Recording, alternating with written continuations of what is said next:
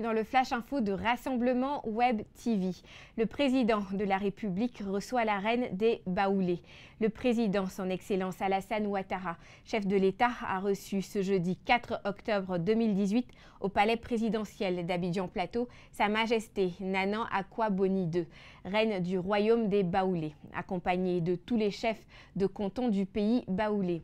Cette audience a été sollicitée par la reine en vue de traduire au chef de l'État sa reconnaissance ainsi que celle de tout le peuple baoulé pour la part prépondérante qu'il a prise dans l'organisation des obsèques du 13e roi des Baoulés, feu Sa Majesté Nanan Kwaku Anoubré.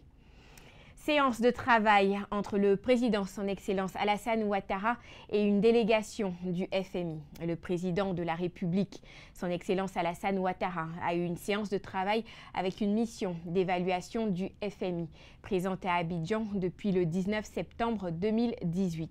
Cette séance de travail a permis aux autorités ivoiriennes et à la mission de conclure un accord au niveau des services. Signature de convention d'une centrale solaire dans la ville de Boundiali. La ville de Boundiali, dans le nord ivoirien, bénéficiera bientôt d'une centrale solaire de 37,5 MW, cofinancée par la Banque allemande de développement, l'Union européenne et l'État de Côte d'Ivoire.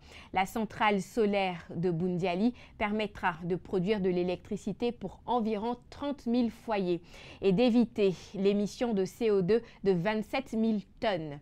Et par conséquent, la création également d'emplois, de 300 emplois dans la région.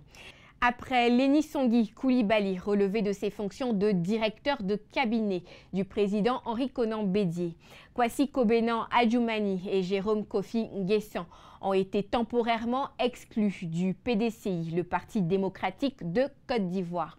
L'annonce a été faite ce jeudi par le rapporteur général du Conseil de discipline de l'Ordre du Bélier. Il est reproché à ces deux personnalités des violations des statuts et règlements intérieurs du PDCI-RDA, en ce que leurs attitudes sont des cas d'indiscipline et de violation et de mise en danger du parti. On en sait un peu plus sur le drame survenu sur le pont de Gaulle ce jeudi. Il s'agit d'une fourgonnette qui a plongé dans la lagune. Selon les sapeurs-pompiers qui ont conduit les opérations de recherche, c'est après 21 heures que l'engin de couleur blanche a été repéré sous les eaux avant d'être repêché.